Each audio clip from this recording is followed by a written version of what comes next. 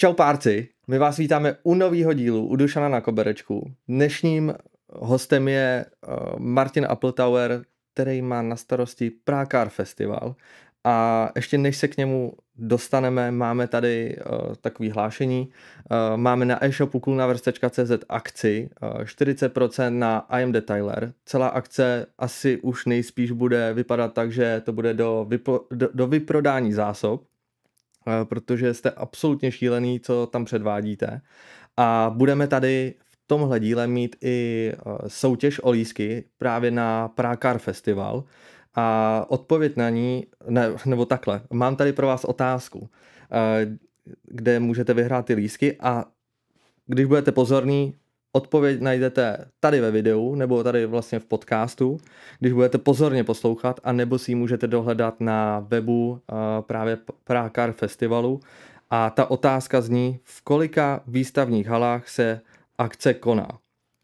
A teď už máme teda za sebou úvod a dostaneme se tady k Martinovi. Takže Martine, já tě tady u nás vítám. Já moc děkuji za pozvání.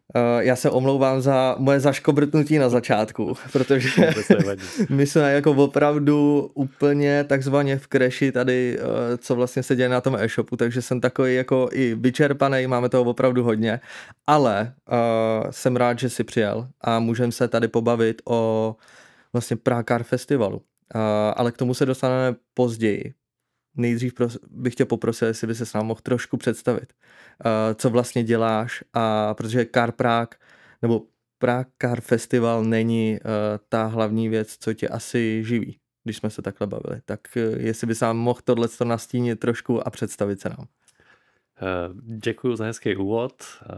Máš pravdu, že Prague Car Festival začal jako činnost, která byla čistě zábavou. Dnes už je to akce sice na pohled obrovská, dělá na ní mnohem víc lidí než na začátku, ale pořád pro většinu z nás, v podstatě pro všechny, to je zábava na prvním místě a částečná práce na místě druhým.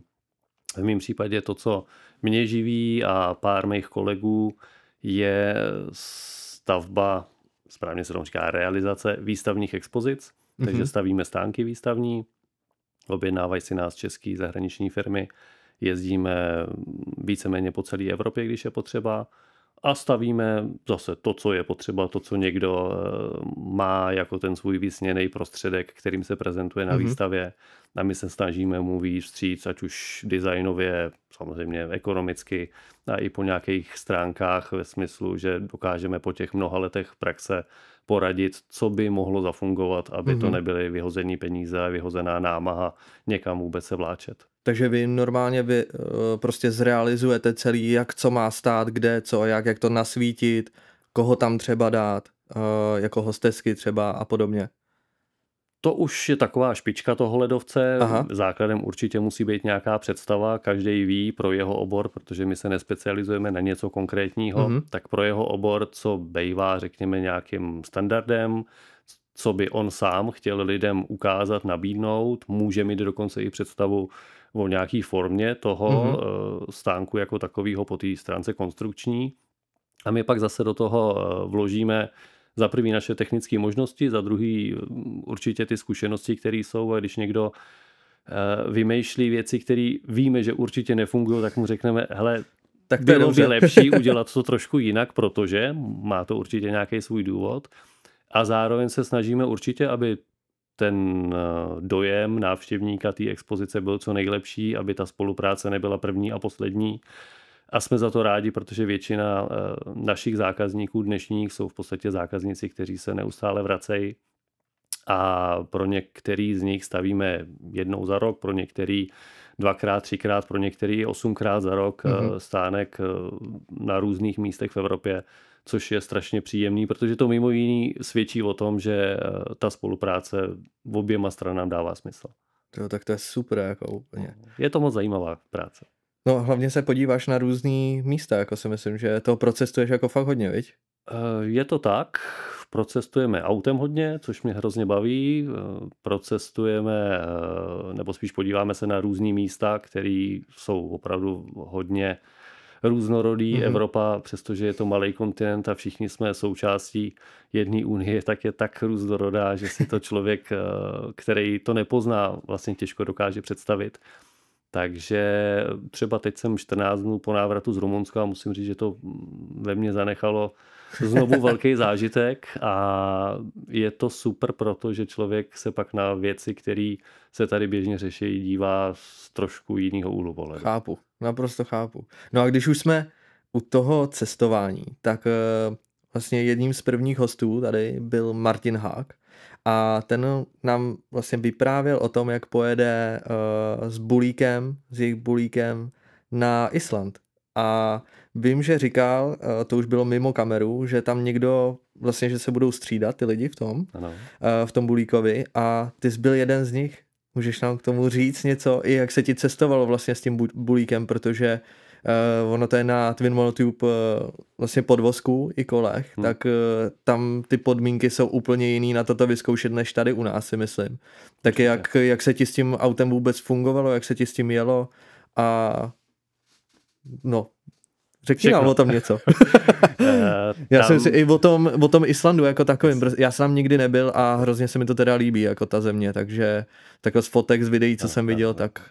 Já mám rád přírodu a cestování, takže bylo to velké očekávání, na Islandu jsem do té doby taky nebyl, ale překonalo to vlastně všechny moje představy v tom smyslu, že je to země relativně malá, je na nějaký rovnoběžce, kterou si člověk dokáže teoreticky představit, jak tam bude, ale praxe je jiná.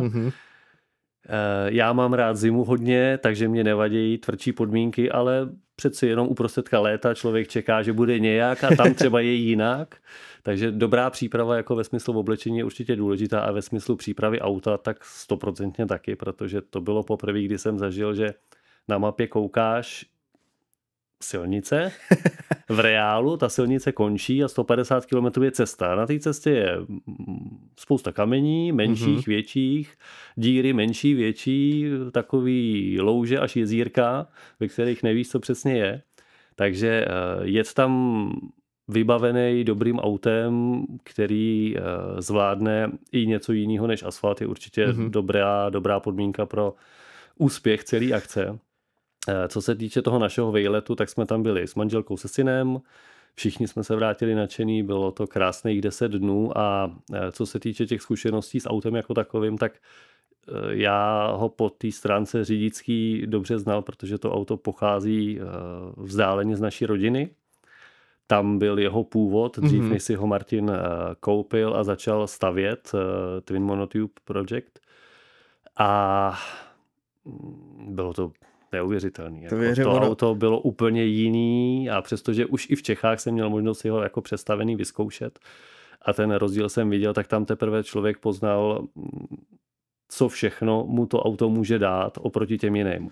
Jako mě dostalo třeba, když tam Martin vlastně se brodil tím, jak tam zůstal. Jako já říkám, tohle, já jsem tady na to, jednou jsem projel velkou louží bahnem s Discovery 3 a už bych to v životě neudělal, protože mě toho auta je hrozně líto. Pak jako já jsem takovej, že ty bahna a různý kamínky a tohle se pak to čistí. Já jsem tady s tím se asi musí člověk prostě smířit, že to tak prostě bude, jako, aby něco zažil. Martin má výhodu v tomhle směru, že to auto bylo jeho. Takže on, když by si něco zničil, tak si to zničil sobě. Já mám ohromný respekt k cizím lidem, takže jsem naopak o to opatrnější ještě víc než ke svýmu autu. A rozhodně jsme nešli do žádných extrémů, ani těch nejmenších, musím říct. Ale člověk si to o to víc užil, že věděl, že má za sebou ohromný kus dobrýho auta. A co se týče toho bahna a zahrabání, zažil jsem kolem sebe spoustu lidí, kteří to opravdu v terénu umějí a když víš, jak na to a máš tu techniku, tak to zvládne strašně moc. No, ale musíš mít obě dvě ty podmínky. Jo. A odvahu hlavně. A vedle toho tu odvahu přesně a nebát se toho, že se opravdu něco může zničit a může. No. To člověk musí prostě all in jako do toho. Jako to musí jako, závidím, jako Island, jako to je... Hele, byla to bomba, ohromná zkušenost a rozhodně my jsme se vrátili s tím, že bychom tam znovu chtěli jet a vlastně to doporučím každému, kdo chce zažít dobrodružství a nevadí mu trošičku spartanské podmínky, protože s tím se opravdu musíš dopředu smířit. tam není nic jako na nějaký úrovni pohodlí. Jo. No, vůbec nic. A na tom Islandu ty si tam můžeš zastavit tam, kde chceš, jako vyloženě, nebo tam máš nějaký spoty, kde můžeš, jako? Já vůbec netuším, jak to tam tady s tím van lifem jako je. Za prvý je tam spousta obyčejných kempů, který v našem případě by spíš byly nazývaný tábořiště. A tam to ubytování je za prvý snadný a za druhý neuvěřitelně levný. Pak tam jsou místa typu parkoviště, kde se smí taky stát. A já mám pocit, že když nekempuješ v tom smyslu, že si rozděláš kempovací stoleček, židličky a nedej bože ještě grill nebo otevřený oheň, tak můžeš i jinde třeba přespat a není to takový problém. Na druhou stranu se tam opravdu strašně dbá na ochranu přírody. Kytička je pro ně modla, což je strašně hezký. Bejt tam a vidět, že někdo to vnímá opravdu takhle strašně silně a je to na té přírodě tam i vidět. Mám takový pocit, nebo jsem měl, že když přijdeš na místo, kde je větší množství lidí, což častokrát jsi tam úplně sám, ale jsou místa, kde přeci jenom se ta koncentrace udělá a ty tam vidíš lidi z Asie a z Ameriky a z Jižní Evropy a ze Severní Evropy, tak každý přeci jenom k přírodě má trošičku jiný přístup. A tam se všichni snaží to dodržovat, což je vlastně hezký a zase se vrátíš sem do Čech a máš k tomu jako jiný respekt. Je to hezký. To jako závidím těm lidem na tom Islandu, no, že vlastně to tam je nepoškozený a krásný. Jo.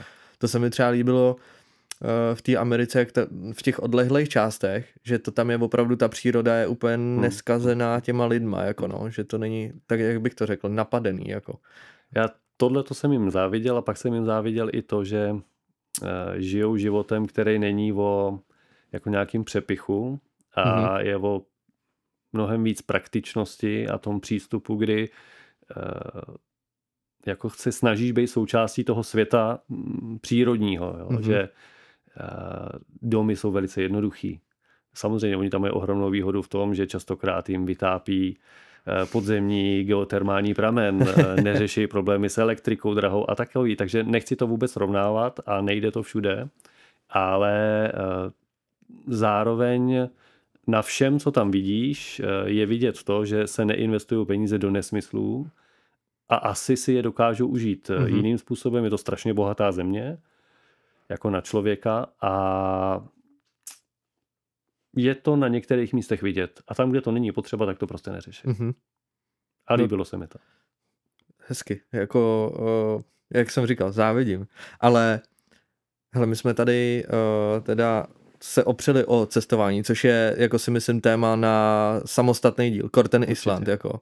A další tím, že toho jako máš nacestováno hodně.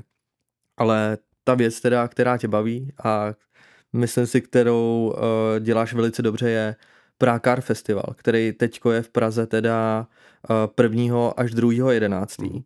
A je to 14. ročník letos. Ano. A na co se tam lidi můžou těšit, člověče? Mám být stručnej, víc. Můžeš jako nám říct, jako, že co je letošní tahák třeba? Tohle z toho roku. Já se vždycky bojím takhle odpovídat vlastně jedním velice úzkým bodem na tak širokou věc, jako je Prague Car Festival, protože z něj se z původní malý a ryze tuningově zaměřený akce stala akce obrovská a opravdu nejenom v národním, ale i mezinárodním měřítku. A vedle toho se záběrem po stránce oborů a oblastí nějakého automobilismu obecně, který je strašně široký. Není to a nikdy to nebude z našeho úhlu pohledu autosalon, nechceme to. Na druhou stranu člověk tam dneska může najít nový auta, různorodých značek a stejně tak od těch samých značek modely historický, modely závodní, modely upravený. Takže teď jsem vlastně odpověděl trošičku na tu šíři. Tuning Racing Classic jsou 3 hlavní části, které tam návštěvníci můžou najít. Každý si najde prostě to svý, co ho zajímá nejvíc, přesně ale tak. Dostane i bonus, jakože se může kouknout na ostatní věci. Určitě to tak je. My jsme si loni nechali udělat takovej jednoduchý průzkum mezi návštěvníkama, který popsal, jaký množství lidí za kterou částí chodí a vlastně to koresponduje s tím, jak jsou ty části velký, koresponduje to taky s tím, jak dlouho která část je součástí Prákar Festivalu, protože na začátku teda Prákar Festival jako tuningová akce, ale od roku 2021, doufám, že se nepletu, Prákar Festival za prvý změnil termín. To tady mám další bod, protože já si pamatuju, že na vlastně prvním Prákar Festivalu, na kterém jsem byl, takže byl dřív než vlastně listopadu. První Prákar festivaly se konaly poslední víkend v srpnu. A ten důvod byl takovej, že v roce 2012, kdy se konal první ročník, tak jsme z ničeho vařili nějakou akci, která měla impulzy od určitých lidí, proč by se to u nás nemohlo konat. My jsme říkali, jo, a proč by my bychom to nemohli dělat, když by se to teda mohlo konat. A hledali jsme ten správný termín a tuningový život, tuningový srazy se v té době z našeho pohledu měly konat za hezkého počasí. Hezký počasí je v nějakou část roku, výstaviště ale většinou v tu část roku je plný jiných akcí a už tenkrát bylo. A takže volný termín se našel na konci srpna. A opravdu od roku 2012 do toho roku 2020 se teda konaly jednotlivý ročníky Prákar Festivalu poslední víkend v srpnu. A ročník 21 byl zlomový v tom, že jsme se rozhodli spojit tuningovou část s tím, co postupně pak vznikalo, protože v roce 2017 vznikla část dnešního Racing Expo, vyloženě jako samostatná akce s názvem Racing Expo a konala se už na podzim. A o rok později, v roce 2018, vzniklo Classic Expo. Tyhle dvě akce byly dohromady, Racing a Classic, a konaly se v tom podzimním termínu. A ten důvod je v celku jednoduchý. Žádný profesionální závodník uprostředka sezóny nevezme svoje auto a sám sebe a neřekne si, tak já jedu vystavovat do Prahy. Prostě jeho práce, jeho život je úplně jiný tou dobou. A teprve po sezóně, v hrozně krátkém období, zase před začátkem na novou sezónu, má tu chuť někomu vyjít vstříc a potkat se. No jasný, že No a v podstatě to samé je s veteránistama. To je život spousty lidí, který od jara do podzimu znamená navštěvovat venkovní srazy. Těch akcí je mraky. Neskutečně. To je... Každý víkend prostě na mnoha místech a teď jeden organizátor říká, a proč ty jsi to udělal zrovna v mým termínu? A vlastně tam není cesta, jak se nestřetnout a jedna strana vždycky dopadne hůř než ta druhá a teď se hledají důvody, proč to tak je a všechno. Takže zase strašně se vlastně hodí, aby ta veteránistická nebo na historický vozidla zaměřená akce byla po sezóně klasických venkovních a tím pádem podzim, respektive konec října, začátek listopadu, jak to vychází zrovna letos, je ideál. No takže my, když jsme si řekli, máme tadyhle dvě akce na podzim a pak máme tuningovou, pro kterou ten podzim vlastně není úplně ideální, ale na druhou stranu tam ty dvě jindy být nemůžou. Tuningové akce evropského významu v Essenu, na Bodenze, teď jsem to chtěl říct. Na motorsport zaměřená akce ve Velké Británii, Autosporting, tuším se to jmenuje v Birminghamu na výstavišti, je na začátku ledna. Prostě ty výstavy v zimě se běžně konají, jsou úspěšní a mají dlouhatánskou historii. Takže jsme se pro ten krok rozhodli. V roce 2021 byl první ročník Prákar Festivalu, který pod sebou měl výstavy Tuning Expo, Racing Expo, Classic Expo. A od té doby jedem v režimu, jak jsem zmínil, konec října, začátek listopadu. Není to změna termínu, je to jenom postupný vývoj v kalendáři, tak jak ty jednotlivý dny jdou. A příští rok to zase už bude říjen a pak to bude ještě blíž v říjnu. A takhle doufám ještě několik desetiletí a tohle se budeme točit. A tohle přesně já si pamatuju, že jsem si říkal, proč to až takhle pozdě, jako úplně, tak mám aspoň na moji otázku odpověď. Tak vím. A myslím si, že to spousta lidí neví, že to je z takovýhleho důvodu. Tohle to byl důvod a já doufám, že úspěch, velikost, zajímavost té akce přebije i ty neduhy, které s tím opravdu jsou způsobený. Prostě 1. listopad je v České republice a nejenom v ní dnem, kdy bychom měli mít přes to na zimáky. Na těch Praze, už to moc lidí nechce vystavovat. No. A v Praze nehrozí, že bude sníh, jako to, že lidi volají, a co když bude chumelit. Samozřejmě teoreticky může, ale prakticky šance malá. Ale to, že někdo jede přes Vysočinu, může se stát ranní námraza a jet na letňákách je prostě průšvih. No. Takže úplně tohle to chápu, na druhou stranu je to menší zlo a kdyby to mělo být opačně, to znamená, že uprostředka sezóny tu akci děláme, tak by neexistovala. Jo, to je pravda. Já si myslím, že přesně i těch srazů, co si může, když to vemu jenom z toho tuningu, nebo všeobecně i z toho motorsportu, přesně jako závody a tohle, tak lidi by spíš jeli jako se kouknout na ty auta, který jezdějí, co se týká těch závodů, než aby viděli stojící třeba auto. No, takže to dává za mě úplně plný jako smysl, že jste to přesunuli takhle. No a prostě tím, že vy to děláte už, nebo ty to děláš takovejch let, tak to děláš úplně od začátku. Jak je moc těžký uspořádat vlastně takovouhle výstavu. Jako, já si to neumím představit, jako co všechno, ať už jde o nějakou bezpečnost, jako zařídit bezpečnost na tom srazu, to samý sehnat nějaký mediální partnery a tyhle ty věci. Jako. To musí být neskutečně těžký. Jako. Všechno tohle z toho jako dát pod jednu jako střechu a zařídit to. Nezačali jsme s akcí, která byla takhle veliká, takže to má všechno svůj vývoj a strašně moc jsme se naučili. Tým o jednotkách lidí je dneska tým o desítkách lidí, čímž nechci říct, že desítky lidí na tom dělají v průběhu roku, to určitě ne, to jsou pořád jednotky, ale tím, jak se ten termín blíží, tak je nás víc a víc. Spoustu věcí si dřív člověk dělal sám na koleni a ono to tomu odpovídalo, protože nikdo neumí dělat všechno úplně nejlíp. A tak dneska už víme, že na každou specializovanou činnost potřebujeme člověka, který opravdu to umí a té akci to hrozně prospělo. Takže nás je silnej, úzký tým, který opravdu v průběhu roku, celý rok na akci pracuje. Není to vidět, ta část roku. A pak, jak se termín blíží, tak už jsme vidět, věřím tomu, minimálně v online prostředí výrazně víc. Lidi se začínají dozvídat, co se na dalším ročníku můžou vidět, co se tam dozvědí, co zajímavého pro ně připravujeme a můžou se těšit, můžou kupovat vstupenky.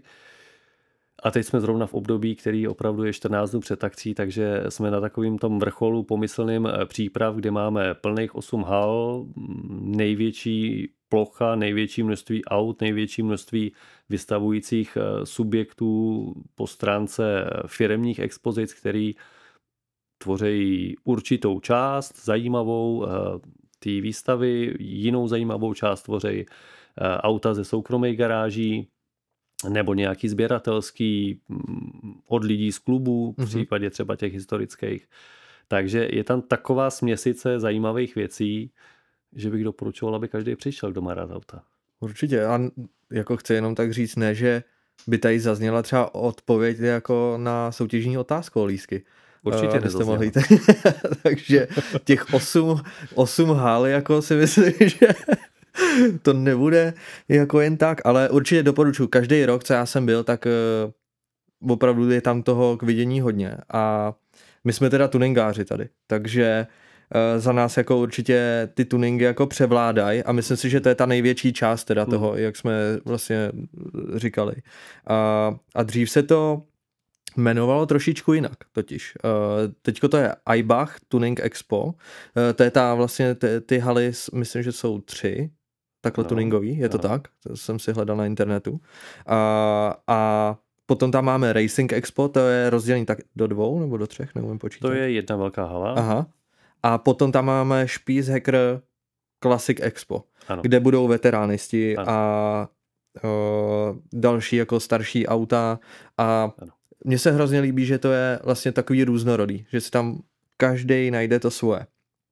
A já jsem se chtěl dotknout toho, že dřív se to jmenovalo Escape 6 a teď se to jmenuje teda Eibach Tuning Expo a já jsem se chtěl zeptat hlavně na to, myslíš, že ten tuning jako takovej tady v Česku jako furt táhne ty lidi, proto se to třeba jmenuje jako takhle po těch tuningových firmách, že to je jako největší třeba jako právě ten, nechci říct jako sponzor, ale mediální partner, jako nebo jak bych to nazval, že se to jmenuje po nich? tuning táhne a táhne určitou skupinu lidí, která má, a to jsme si sami vyzkoušeli po těch mnoha letech pořádání čistě tuningové akce, která má v České republice svoje limity. A možná, kdyby se ta akce konala 20 let, tak by dokázala víc prorůst do zahraničí, přestože už prorůstala i po těch, řekněme, 8, 9. Ale Česká republika není ohromný stát. Není to Polsko, kde opravdu mají jiné možnosti. I když to třeba nevypadá od stolu, ale kdo se tomu trošku věnuje jakýmukoliv obchodu, tak ví, že v Polsku ty možnosti jsou prostě jiný než u nás. A nemusí to být čistě tím, že v Polsku jsou lepší obchodníci, ale ta velikost trhu opravdu má na to velký vliv. Takže tuningová část je u nás největší, možná proto, že je služebně nejstarší, možná proto, že dokážeme tu cílovou skupinu i díky tomu nejlíp oslovit. Na druhou stranu skupina nadšenců profesionálního motorsportu není tak velká, ale je o to silnější, jako ve smyslu toho srdíčka, řekněme.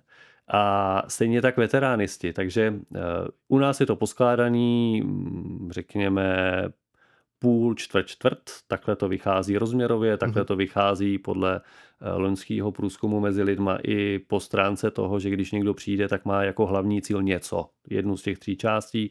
A opravdu ty lidi takhle docela přesně odpověděli v rámci procent. A co se týče těch partnerů, je to náš spíš obchodní model. My jsme prostě na začátku nevěděli, jak tu akci dělat, jak na ní získat partnery, získat finance, které k tomu jsou potřeba, aby to nějak vypadalo. Vystavovatelů, kteří ti dali nějaký peníze, když nevěděli vůbec, co od toho čekat, bylo málo, takže jsme tenkrát si řekli, proč by se to nemohlo podle někoho jmenovat. A i dneska v tom vlastně pokračujeme, i po těch všech změnách. Jediný, co zůstalo bez názvu partnera v tom hlavním, je Prague Car Festival. My bychom to chtěli už držet jako značku, která přeci jenom nějakou historii má. Nějaký... Každý to zná, jako si myslím, když se řekne Prague Car Festival. Tak.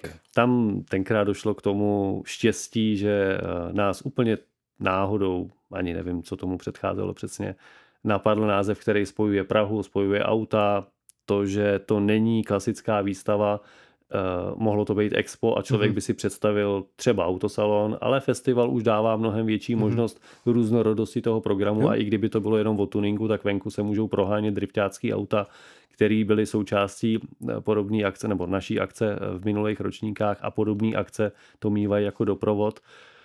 A ta různorodost je podle mě hlavní důvod, proč na ní přijde tolik lidí, protože kdyby měli koukat na nudný expozice, přestože úžasných věcí, které by se tam objevily, tak by se to třeba okoukalo. A ta cílovka by nebyla tak široká, ale k nám může přijít v podstatě ohromnej fanda do aut z nějakého toho segmentu, anebo ze všech.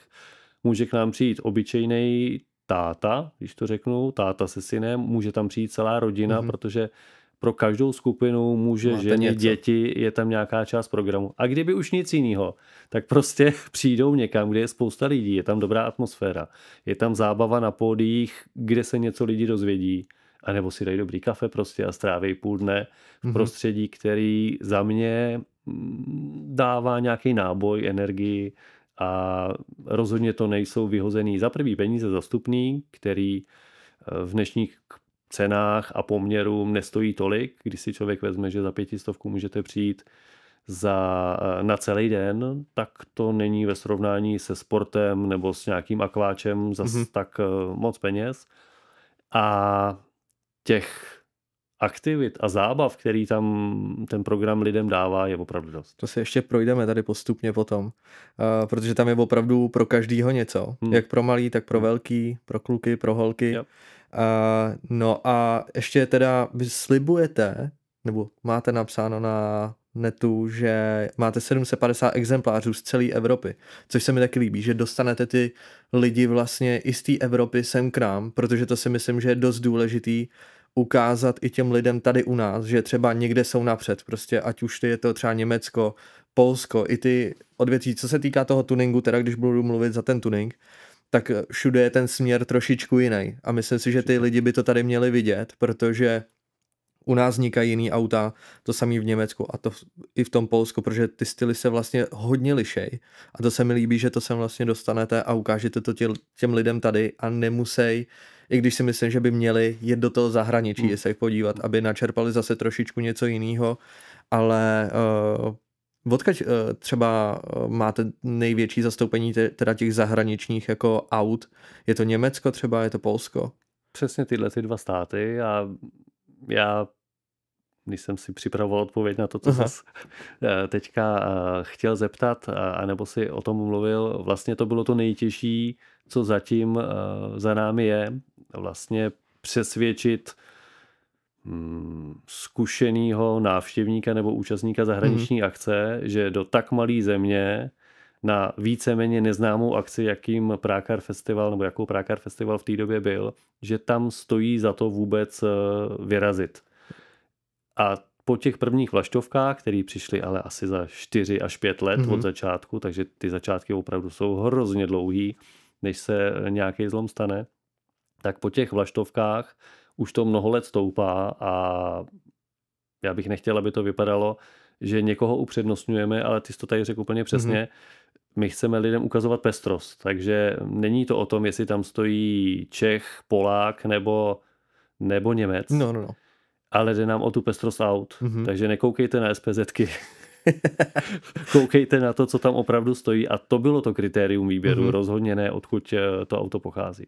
Mně se třeba líbilo, že se vlastně sem dokázali dostat Alexe, který má to karbonový RVBčko, to jen tak člověk prostě neuvidí, no, jako to je... No a to tenkrát ještě myslím bylo spojený s něčím úplně šíleným, jestli si vzpomínám správně, protože my jsme se domluvili, že bude u nás, domluvili jsme se, že to auto se stane tváří kampaně, takže bylo na inzerátech, který jsme v té době ještě v nějakých tiskových médiích měli, bylo na billboardech a on Alex týden před akcí měl nějaký zdravotní problém a šel do nemocnice.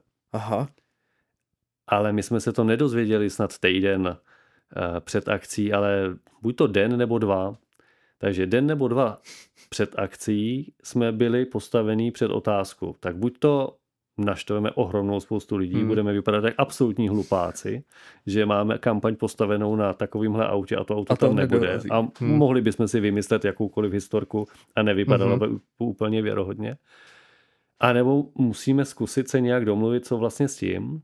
Tak on tenkrát měl neuvěřitelnou odvahu, kdy on byl v nemocnici, my jsme zajistili profesionální auto na odvoz toho jeho RVBčka do Čech, stalo to mraky peněz. No to se To auto tam vyrazilo ze dne na den, tam ho někdo naložil, přijelo sem, Lexirox ho složila, byl to člověk, na kterýho on se obrátil, nebo na kterou on se obrátil a nikomu jinému by to údajně nedal, takže ona ho vyparkovala z toho návěsu, pak jsme ho dopravili a dokonce myslím, že to bylo se zpožděním, ono tam nebylo od začátku výstavy, ale v průběhu prvního dne přijelo, tak jsme ho dopravili na místo a vlastně všechno dopadlo, ale byly to docela nervy. No to jako věřím, no.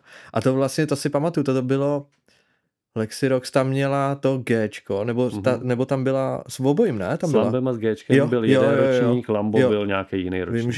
Vím, že to ono. A my jsme na to koukali vždycky v Rakousku, že jo, na Wortu právě. A pak právě, říkám, to je v Praze, hustý, jako úplně. A já vlastně to RVBčko, to mám jako model 1.18, jako mám ve vitrínce. To bylo nádhera, jako to bylo nádherný auto. A teď nevím, to nám můžete když tak hodit dolů do komentářů, kdyby někdo věděl, kde mu je konec tomu autu. Já myslím, že se to prodalo snad do Ameriky. Já mám dojem, že to byl takový zajímavý příběh a myslím, že jezdí někde v Americe to auto. Ale nechci kecat samozřejmě. No a já jsem se chtěl zeptat právě ještě k tomu, že když vybíráte ty auta,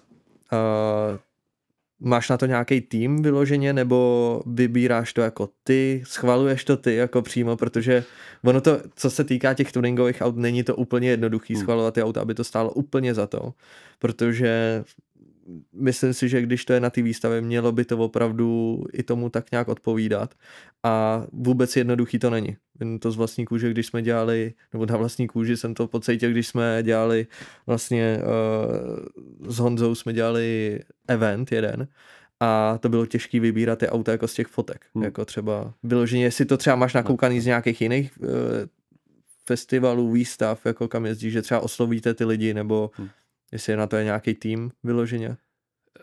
Jde tady právě o to, že malá akce dlouhodobě není zajímavá. Takže člověk se snaží pořád zvětšovat.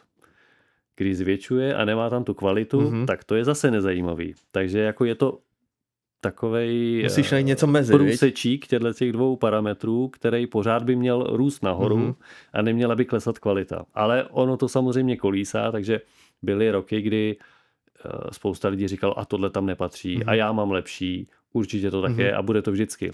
Jde o to, aby těch nepříjemných překvapení i pro nás bylo co nejméně na místě, protože opravdu vybírat fotek je to nejhorší, co může být, ale není jiná cesta. Jo. Já jsem hlavně vždycky říkal, když jsme si procházeli tímhle s tím právě, že jsme odmítli třeba někoho, že buď jsme to auto znali, nebo jsme ho viděli někde, tak ty lidi byli ještě dočený třeba co se týká toho tuningu, že jsme jim to odmítli a já říkám, já jsem to vždycky, když mě nevzali třeba na XSO, k tomu se teda taky dostaneme, na to se těším, ale když mě odmítli vlastně na XSO tenkrát, tak jsem si říkal, tak to musím udělat ten příští rok ještě lepší, aby mi to tam vzali. Jako vůbec by mě nenapadlo být na nikoho naštvanej, že mi neveme jako auto, tak asi to není v takovém tom měřítku udělaný tak, aby to bylo vhodný jako na to vystavení. A vždycky jsem si z toho spíš vzal tohle, že jsem to musel udělat třeba ještě lepší. Tak já nevím, potýká se taky tady s tím, že třeba lidi jsou uražený potom, že to tam nemůžou mít vyloženě, nebo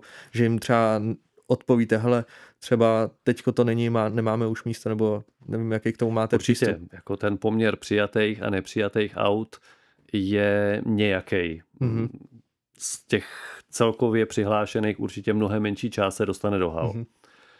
Zároveň máme tu výhodu, že my jim můžeme, pokud to není úplně špatný auto, dát variantu, tak přijďte aspoň na ten venkovní sraz. To jsem chtěl. Což vlastně na spoustě akcí není varianta B. My tu variantu B máme a když někdo opravdu chce být součástí akce a nevadí mu, že není vyloženě v hale po celou dobu výstavy, tak může přijet v sobotu, případně i v neděli a stát se součástí akce na venkovní ploše, koupí si vstupenku a jde dovnitř. Takže je to varianta B a pro spoustu lidí je to vlastně lepší než nic.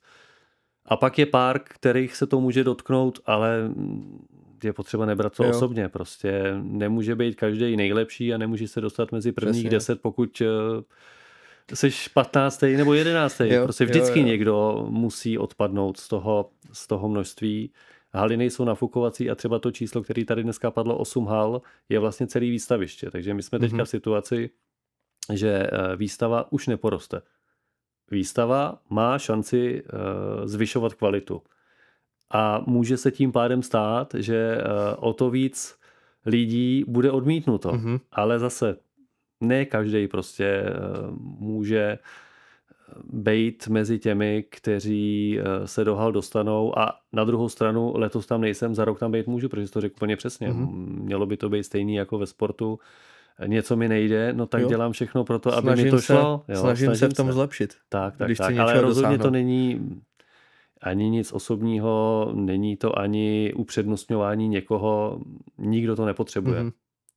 Takže snažíme se, aby to bylo ideální jak pro ty, kteří vystavují, tak pro návštěvníky, kteří hledají tu zajímavost, hledají tu pestrost. A kdyby jedno auto bylo v topce, ale bylo 5 let pořád stejný, věřím tomu, že by se to taky nelíbilo některé skupině lidí. Takže musí se tohleto všechno brát v potaz. Tohle já jsem přesně řešil i ten minulej rok, proto jsem tam bral vlastně k panu Boukalovi na stánek 99 Českou, protože ta tam ještě nebyla, ale předtím ty 2 roky jsem měl vlastně na té první hale u Jirky Karlovského jsem měl hnědýho Poršáka 997 a on mi říkal, jestli bych mu nevyplnil jedno místo a já říkám, hele, už by to tam bylo po třetí a nikoho to auto zajímat prostě nebude, jako to se mi nechtělo a říkám, už jenom z toho mojeho jako takovýho, že prostě jsem to odmít, jako mohl jsem být na hezký hale ale s tím autem, ale říkám, hele, už to tam bylo 2krát a už mi to jako, tak sám bych jako nechtěl to auto vidět 3krát někde, jako proto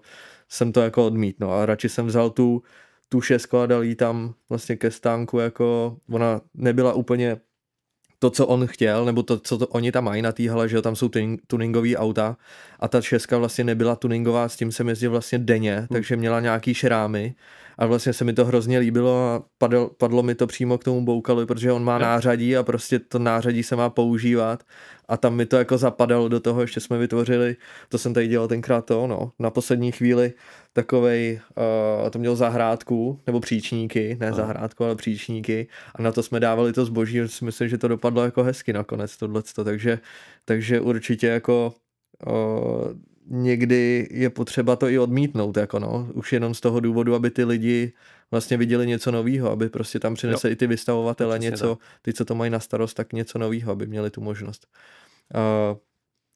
Ještě teď se mi to tady vyplo, se omlouvám. Jenom si to tady najdu. Kam jsem se chtěl dostat. Můžeme, jasný, ty haly teďko dáme. Těch 8.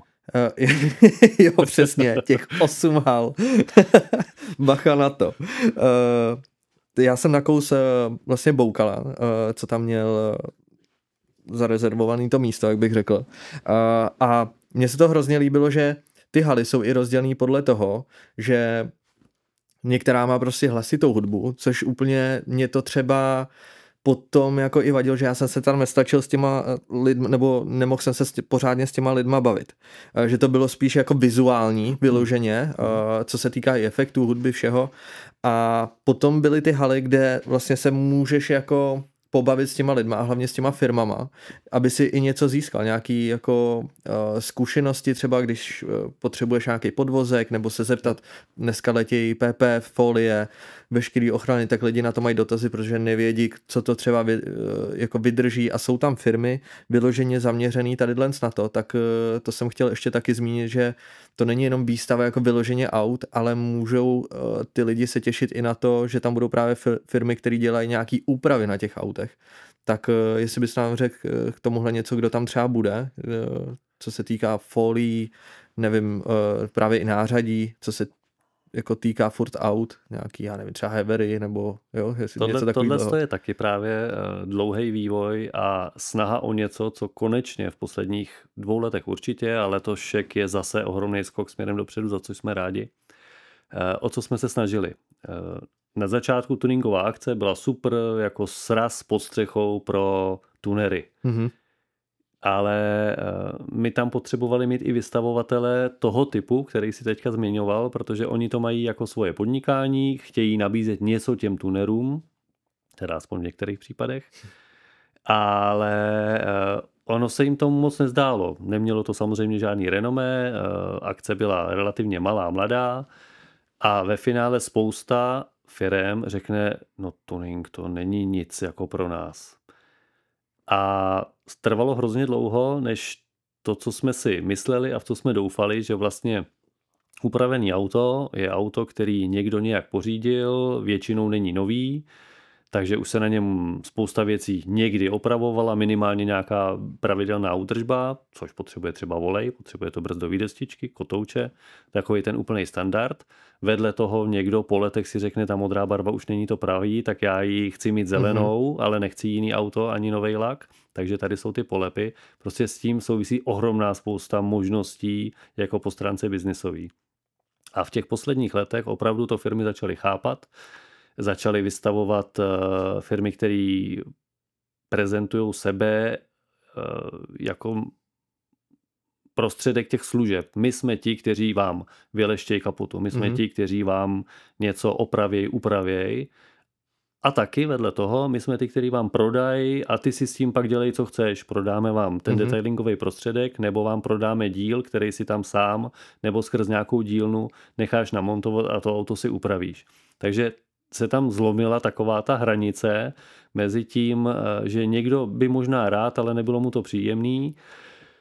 A v tuhle chvíli jsme třeba halu číslo 3 pro letošek úplně i přejmenovali a ona už to není hala ani tuningová, ani racingová, ani klasická, ale je to automotiv. A automotiv podle toho právě, že tam je ohromné množství větších nebo menších firm, který prodávají věci na detailing, hevery, prodávají nářadí, prodávají i třeba auta, prodávají všemožný tuning.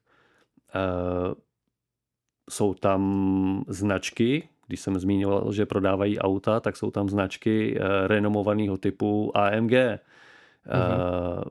Jsou tam firmy, které i nabízejí to leštění nebo polepy, takže kdokoliv přijde do této haly, tak za prvý nehraje mu tam ta hlasitá hudba, za druhý vidí ohromnou pestrost v nabídce, což se mně moc líbí. Po té výstavářské stránce už tam budou i expozice, které budou vypadat opravdu honosně, jak na nějakým autosalonu, řekněme. A kdo tam přijde a nechce jenom koukat na auta a třeba ho něco zajímá, tak se tady spoustu věcí dozví, může si odníst spoustu kontaktů, a nebo o kousíček dál ve vstupní hale 3 se může stát účastníkem některých z besed, které jsou právě na takovýhle už odbornější témata. A v letošním roce, co se týká těch vyloženě odborných, tak jsme připravili 3, kdy každý návštěvník může v určitou hodinu, která je daná programem, který si najdete na webu, stát součástí besedy na témata detailing, na témata, respektive téma car audio a téma polepy aut. A lidi, zástupci firem, který se tím živějí, který vědí, co nabízejí, vědí, jaký jsou trendy, vědí, co a jak lidi zajímá zároveň, tak tam o těch oblastech budou mluvit. Vy se jich jako návštěvníci můžete na cokoliv zeptat. Je to zadarmo, když už jste součástí akce, a jde jenom o to pohlídat si ten správný čas. Takže tohleto za mě dává úplně jiný rozměr při té návštěvě fanouška aut naší výstavy, protože to není jenom o tom koukání, ale vlastně už je to i takovej zdroj informací, vzdělávací, přesně.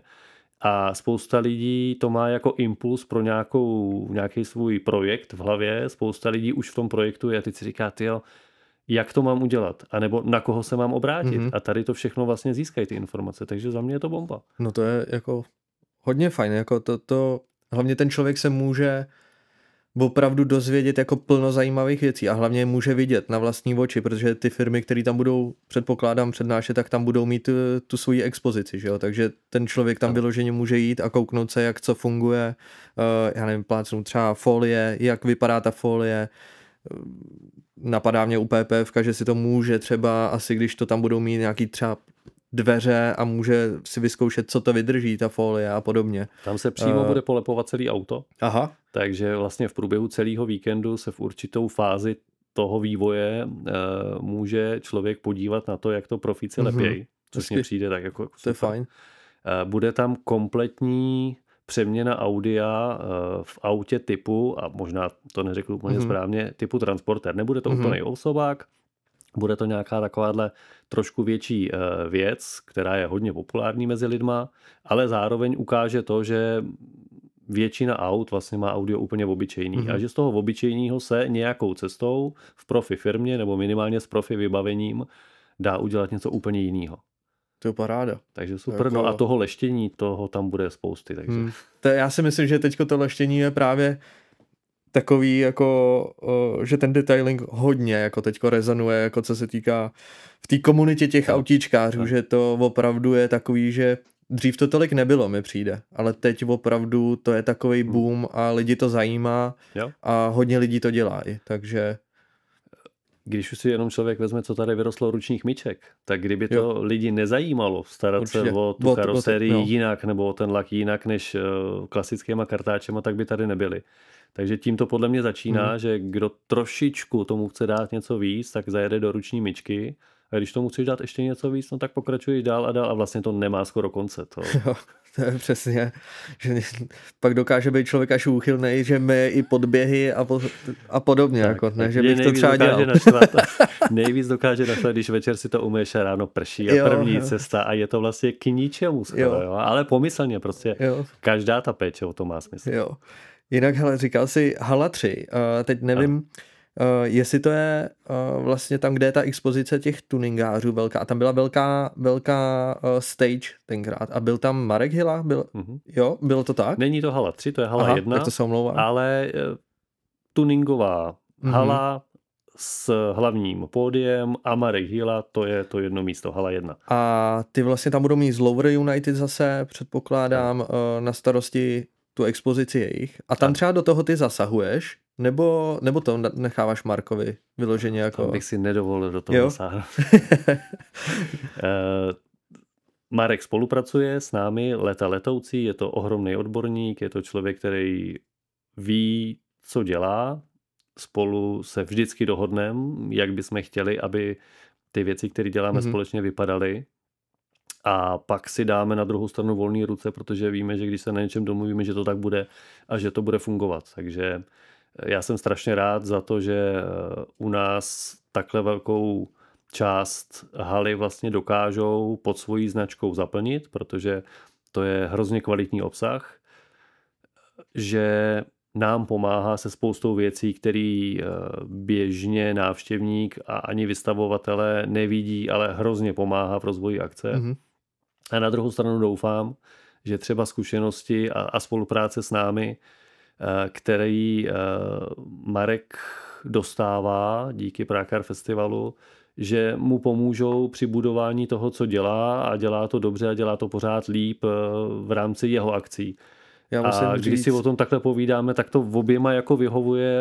Já budu doufat, že to dlouho vydrží. Já musím říct, že teda letos jsme byli na Trojhalí v Ostravě. Já jsem byl poprvé a to má na starosti vlastně Marek. Ano. A to musím říct, co bylo naprosto skvělé. Já jsem odjížděl úplně se skvělým pocitem, že ty 2 dny byly strávený krásně a byla to krásná výstava a musím říct teda, že to se mi moc povedlo a je fajn jako dělat s takovýmhle člověkem, si myslím, že jo. A věřit si jako navzájem, to je dost jako dobrá věc, myslím, a že víš, můžeš mu prostě věřit, že tam budou fakt hezký auta. Takže tak. A že si tam přitáhne lidi a ty lidi se budou mít na co kouknout, to je prostě určitě fajn. A Marek je zároveň i jeden z těch, kteří nějakým způsobem promlouvají k tomu, co je i v ostatních halách, takže i to, co není pod hlavičkou Lower United, je částečně jeho, řekněme, rozhodnutí nebo nějaký příspěvek do té společné diskuze, jdeme do toho tím nebo tím směrem. A prosím tě ještě, když jsme u toho tuningu, my tady předtím, když jsme ještě tady, než jsme zahájili ten náš jako rozhovor, podcast, tak jsme se dostali k XS Car Night. A ty si říkal, to mě teda dostalo, že vlastně XS mohlo být poprvé v Praze, nebo tady u nás, jako v Česku. Řekneš nám o tom víc, mě to zajímá jako úplně. Aby to bylo postavené správně. Já jsem říkal, že jsme se o tom s Endym před dneska 12 lety osobně bavili na schůzce, kterou jsme měli v Praze, a on měl opravdu záměr něco v Čechách vybudovat. Výsledkem toho bylo, že se asi 2krát po sobě, takže na ročníku 3-4 řekněme, se svojí výpravou zúčastnili Prague Car Festivalu, měli nějakou plochu, řekněme, pro 5 aut. Pro nás to byla neuvěřitelná čest, opravdu neuvěřitelná. Ta schůzka s ním byla úplně v pohodě, ale jeho představy o tom, co bude v Praze, byly těžko zrealizovatelné. A vlastně pak z toho sešlo, popřáli jsme si párkrát na Nový rok telefonem a od té doby jsme se neviděli, neslyšeli. A jestli někdy něco bude v Čechách, těžko říct. Jo, kežby. Já bych si to hrozně přál. Jako, aby se tady to vlastně uskutečnilo u nás. Jako, já to mám hrozně rád.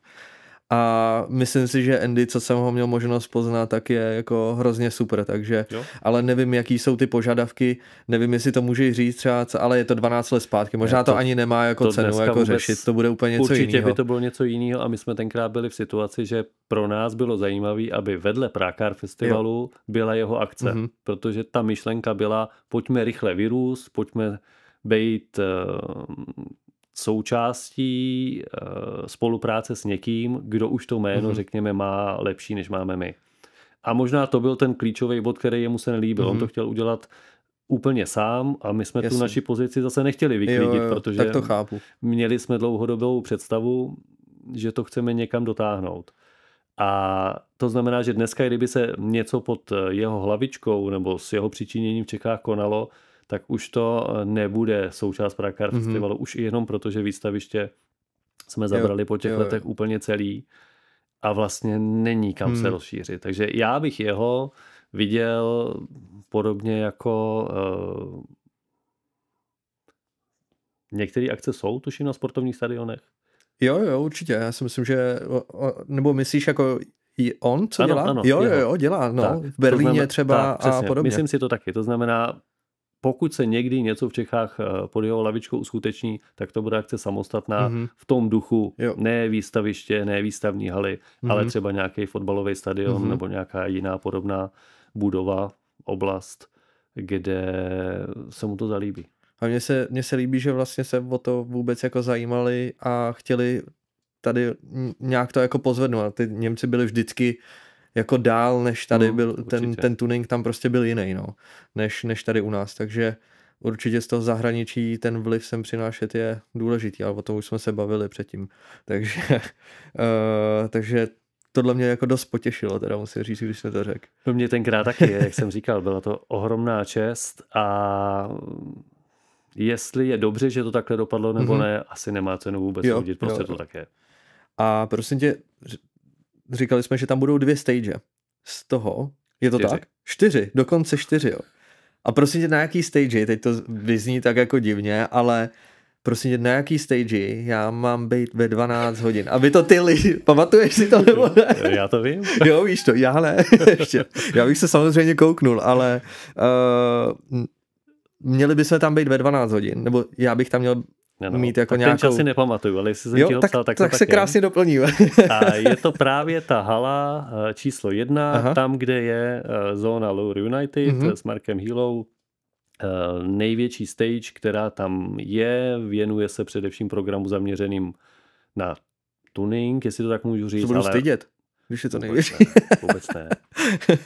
A těšíme se na tebe. Jo, já vůbec nevím, jako, já to vždycky mám tak, jak jsem říkal, takový freestyle, jako já nic si nepřipravuju nějak extra, jako, a tak, jak to cítím v tu chvíli, tak to prostě je, takže těším se a je to pro mě zase takový z toho druhého něco novýho.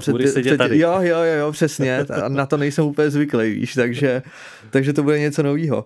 A mimo to teda tady na té stage tam budou ještě jaký témata, bude tam určitě někdo ještě po mně, takže i přede mnou si myslím. Ten program je tam, řekněme, široký, jeho jedna část je zaměřená na krásné ženy. Každý rok se tam koná soutěž, jímž vyvrcholením je vyhlášení dívka, Miss Sympatie. A abych to neřekl teďka špatně, ten bod programu teda mě nějak vypadá, jak se přesně nazývá, ale v každém případě je to něco a la Miss.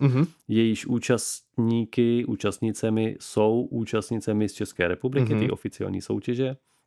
A každý den tam mají řádově 4-5 vstupů a v neděli zhruba ke konci akce, kolem 4. hodiny, 5. hodiny, je jejich vyhlášení.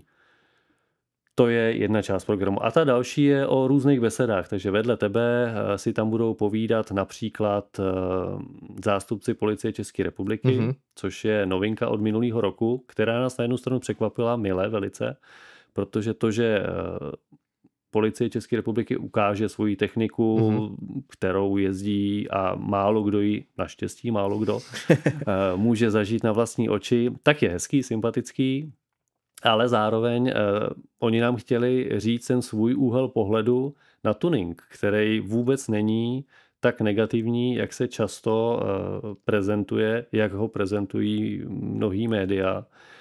A i třeba to, že pojem tuner má často většina lidí úplně zkreslený, kdo to je. Jo?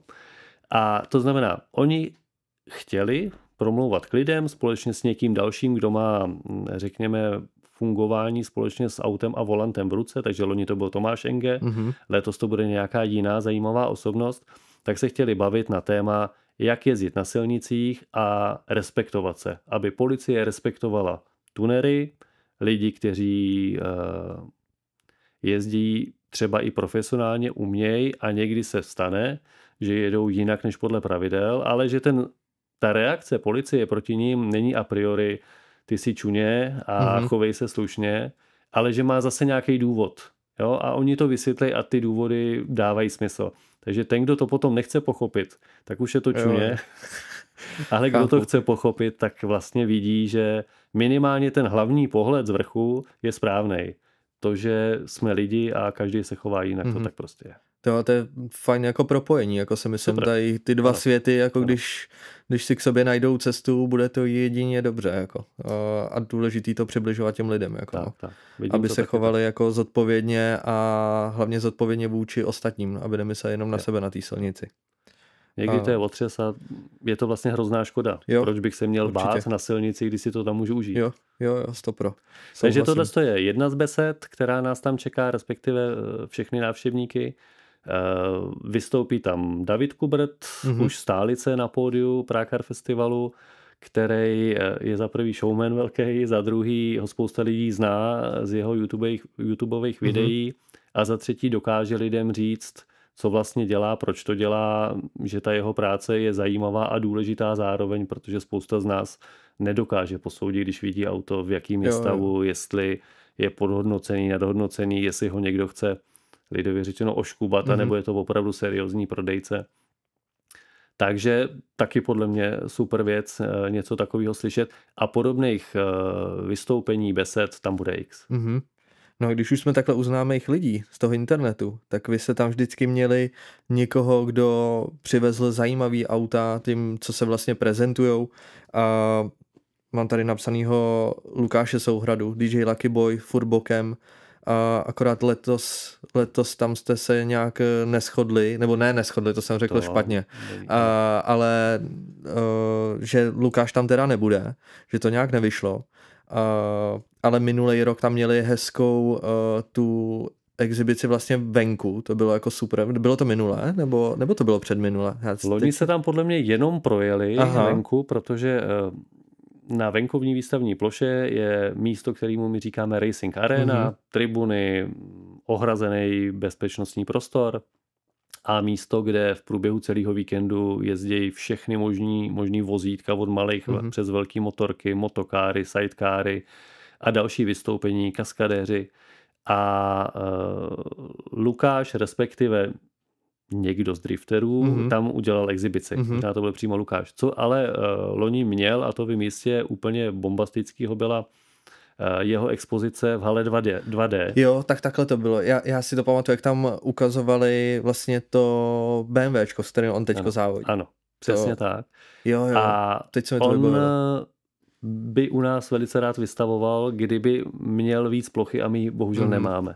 A to byl důvod, proč jsme se úplně neschodli, respektive nemohli si vyjít vstříc a letos u nás nebude, ale není všem dnům konec, takže já věřím, že někdy se zase potkáme. Já jako teda musím, když už jsme u Lukáše, jako říct, že to, co předvedl teďko jako letos na těch závodech, je naprosto neskutečný. Jako kam se dostal vlastně z toho, jak ho to zajímalo, bavilo, až na ty vlastně závody, takový s takovýmhle autem je něco neskutečného. Jako zajet tohleto, čuměl jsem. Normálně to jako veškerý respekt. Jako to já si Lukáše hrozně vážím, protože on je fakt velký profík a platí u něj to, že na čem jsme se kdy dohodli, tak to přesně bylo jednání takový, jaký bych si já představoval. Bylo to opravdu hrozně milý spolupracovat, takže i proto doufám, že to nebylo loni naposledy. A vlastně Lukáš byl tím nejsilnějším aktérem v době, kdy součástí Prague Car Festivalu byly i drifterské exibice ve velkým. Ne tak, že se auto na 10 minut projelo, ale že se 2 dny pálily gumy a byla tam spousta dýmu a smradu a stížností a nepříjemností. Takže po několika letech jsme od toho ustoupili, ale byly to roky zajímavý, spousta výborných zážitků pro lidi. Pro nás vždycky ohromná úleva, že se nikomu nic nestalo, protože přeci jenom nedá se 100% zabezpečit to, aby ten prostor byl, řekněme, bez jakýhokoliv rizika. Ale naštěstí se nikomu nikdy nic nestalo, stejně jako žádnému autu a dopadlo to vždycky dobře a tady to zase byla ukázka profesionality, se kterou on, když přistupuje takhle i k tomu závodění, tak se vlastně nedivím, že to dotáhne takhle daleko. A myslím si, že ho čekají ještě zajímavé věci, jako kam on se dostane, si myslím, že to bude hodně vysoko. Jako. No a jenom aby se nebyli u Lukáše, ale třeba kluci z Ukaškáru, ty tam taky letos budou, že jo? Určitě. Což si myslím, že je taky velice velký tahák, jako ty jsou velice známí. Takže... A ty jsem vlastně zapomněl jmenovat, protože ty budou na v úvozovkách Tví stage v sobotu mít 2 vystoupení, takže se tam sice nepotkáte přímo, ale vedle sebe ano. Dobře, tak super, tyjo, tak to jsem rád. Máte se rád, uvidím. I Marka. A proto jsou výstavy, aby se lidi scházeli. Přesně, já tam vždycky, když jsem tam jel, tak jsem potkal lidi, který nevidíš prostě jako furt a pokecáš a přesně můžeš se zeptat na nějaký věci, i co se týká těch firem a můžeš si udělat jako nějakou rešerči nějakých kontaktů, třeba i nových. Jako. Takže za mě určitě tohle má jako velký smysl a jsem rád, že tohle to děláte. No a ještě ty velký jména, třeba Richard Chlad, ten přivez vždycky ty největší jako skvosty, co má. Bude tam letos něco od něj? Něco bude, dokonce něco ve 2 provedeních. V hale, kterou my od loňského roku nazýváme Pirelli Auto Exclusive, což je místo, který je primárně vstupní halou číslo 1. Místo, který vypadá dost elegantně a zároveň je dost kompaktní na to, aby jsme tam byli schopni nabídnout a ukázat vždycky opravdu exkluzivní taháky pro každého návštěvníka, věřím, ať už je to větší milovník tuningu, racingu nebo klasiku, tak podobný typ auta mu nemůže vadit, doufám. A co se letošní expozice Richarda Chlada týče, tak budou tam 2 Bugatky vystavený. No tak kde člověk uvidí 2 Bugatky, že jo? Naraz, jako, to se asi jen tak nepoštěstí, jako, kor tady u nás, jako v Česku, takže to je určitě jako velký tahák, si myslím, pro x lidí, jako. Určitě a oni v podstatě nebudou jediný, protože tohle to jsou novodobí auta v případě Richarda Chlada, ale nepamatuju si ročník, kdyby chyběla Bugatka mezi historikama, takže to číslo 2 tím začínáme, ale já věřím, že skončí na 3, na 4 možná. Hezky, tyjo, paráda. No a když už si říkal ty historické auta, tak to bych se dostal k té expozici Spies Hacker Classic Expo, kde mě zaujaly vždycky ty dražby těch aut, jak to funguje, že ty lidi si můžou vyloženě vydražit to auto přímo tam, normálně tam se draží přímo jako na místě.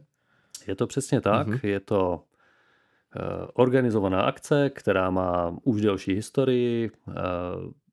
V podstatě tím provozovatelem této části naší výstavy a programu na ní je auční síň, společnost Retro Garage, zastoupená Pavlem Kočím, který už mnoho let v Lysí nad Labem buduje tuhle značku a v Lysí začal auta tímhle způsobem nabízet v podobě aukce.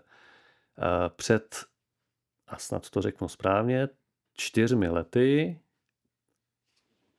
lety se poprvé konala paralelně ta aukce nejenom v Lysí na výstavišti, ale zároveň i na Prague Car Festivalu a od té doby to Pavel buduje, respektive snažíme se mu co nejvíc v tom pomoct, aby i to místo v rámci Prague Car Festivalu bylo dostatečně váženým pro všechny aktéry, který se historikama zabývají, pro který je to, řekněme, investiční příležitost, něco, co chtějí zažít a mají to jako příležitost potkat se a na konkrétním místě získat třeba něco, co má hodnotu a do budoucna může mít ještě i výrazně vyšší.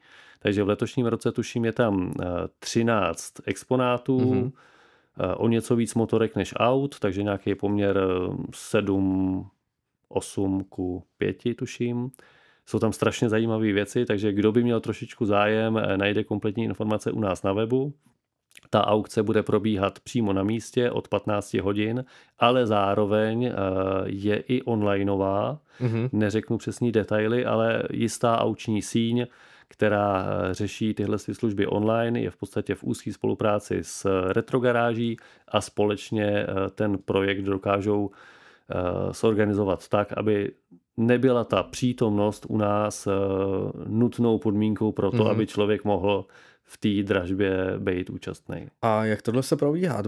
Bude ten návštěvník, který tam půjde třeba, tak může, já nevím, jestli budou mít ty papírky, víš, jak v Americe, nebo že netušíš? Něco takového tam je, takže hlásej se. Jo. Už jenom tady z toho důvodu, Kluče se kladívkem, to jsem taky viděl. Jo. Ale já se přiznám, že vlastně jsem se toho nikdy nezúčastnil, protože těch starostí tam v době akce má člověk víc a neznám to. Ale kdo to chce zažít na vlastní kůži, třeba i jenom jako divák, tak je to určitě strašně zajímavý. Je to adrenalin pro lidi, kteří o něco bojujou určitě. Každý má svoji hranici, kterou třeba nechce přesáhnout po finanční stránce a teď, když mu to někdo vyfukne pod nosem, to musí být hrozný. Jo. My jsme tady sledovali vlastně dražbu, online dražbu teda, a to bylo neskutečně, to bylo taky napínavý, kam už jenom vidět to, kam až se to dokáže vyšplhat třeba, jako co jsou ochotní lidi za to dát, takže tohle je zajímavý. A kort, jestli to bude v tom stylu, že tam budou takhle se hlásit, víš, bude tam klepání a podobně, ano. To si myslím, to tam určitě je. To je hodně zajímavá věc. No a budou tam teda i motorky, jako co se týká, když je to přece jenom motorsport, tak ty motocykly by tam mohly být vystavený. Je to tak? Je to určitě tak. Já takhle z hlavy můžu říct 200 motorek, určitě návštěvníci najdou, a to myslím tím jenom tu sekci, kterou si zmínil, motorsport. Další jednotky, desítek motorek najdou lidi v té sekci klasický. Tuningové motorky tam moc nemáme. Jasný, chápu. Takže ano, i motorkář si tam přijde na svý, i když v takovémhle relativně omezeném množství. A co se týká aut ještě, tak vlastně Engine z Prahy, což má na starosti Radek Pokorný, ten tam vystavuje letos taky nějaký auta, že přiveze, protože ta expozice těch Poršáků a BMWček, co tam bylo, to bylo něco nádherného, jako takový lentilky tam, úplně to mi udělalo úplně radost, jako když jsem to viděl, a hlavně mě teda dostalo to, že vlastně ten Radek Pokorný jezdí tou 99, teď nevím, jestli to je 993, ale tou Jubinou fialovou, a ta tam stála venku a to bylo něco neskutečného výjistý, ale já teď říkám, tyjo, fialový. Jo, a pak jsem hnedka věděl, že to bylo jeho, protože on o tom někde mluvil. A říkám, tyjo, to je paráda, jako on s tím fakt jezdí úplně. A stálo to tam venku, já jsem na to koukal, to bylo úplně nádhera, jako. Tak čím jezdí, přesně nevím, protože já jsem ho nejčastěji viděl ve Smartu teda, ale... Fakt, jo. Ale on je ohromnej srdcař směrem k autům a v podstatě velký podporovatel výstavy Classic Expo od jejího úplného začátku, od toho roku 2018. Ale letos poprvé bude jeho expozice chybět z důvodů, řekněme, personálních, organizačních a podobně. Každý toho máme hodně, a letos na nás ta kapacita jeho už nezbyla, takže doufám, že to bude krátká přestávka, že se znovu uvidíme, protože jeho expozice byly vždycky tím bombonkem jako strašně zajímavý, a pro někoho to třeba byl prázdnější prostor. Pro mě to vždycky bylo o tom, že si naopak člověk může ty auta mnohem jednodušším způsobem projít a vidí tam velkou spoustu od jedné značky, což byly každoročně jím vymyšlený témata, ale letos se vrhneme třeba na to BMW, co jsi zmínil, nebo na ty Poršáky. Důvodem bylo nějaký výročí nebo nějaký osobní impuls. A vždycky to dopadlo hezky za mě. Takže letos bohužel, jak říkám, snad ne naposledy. A bude třeba příští rok. To stojí to za to, jako opravdu fakt paráda.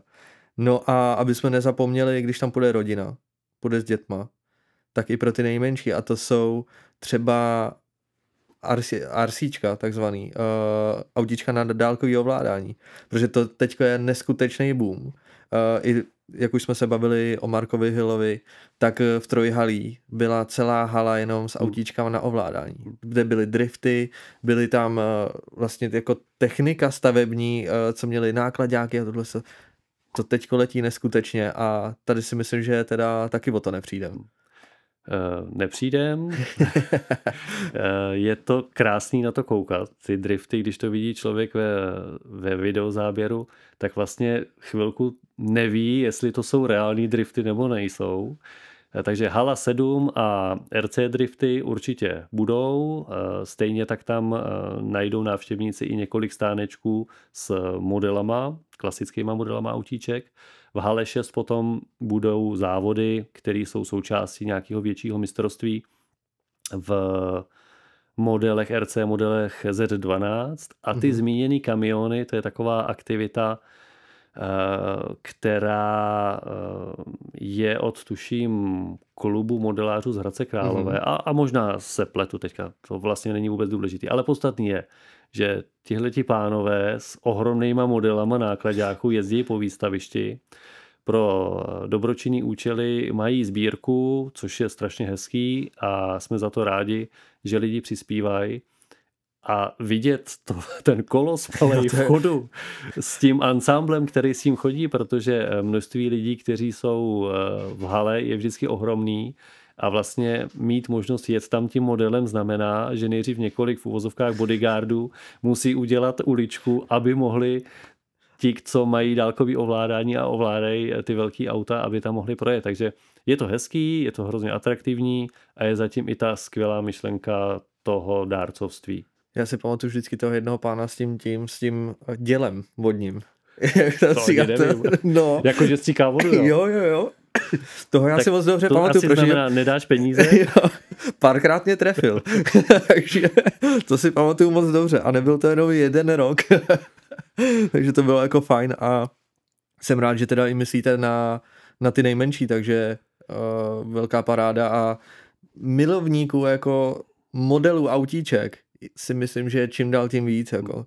Že když si člověk nemůže splnit to velký auto třeba, který tam vidí, jako je třeba ta Bugatka a podobně, tak aspoň si koupíte modíle, který si doma vystaví a může mít vlastně ten model aspoň doma, jako, a může se na to koukat, jak je to nádherný auto. Je to přesně tak. Lidí, kteří to mají rádi, je ohromná spousta a u nás od autíčka velikosti Hot Wheels si jich můžou koupit ohromnou spoustu, protože patří to ke světu aut a je tam několik společností, které svoje produkty budou nabízet.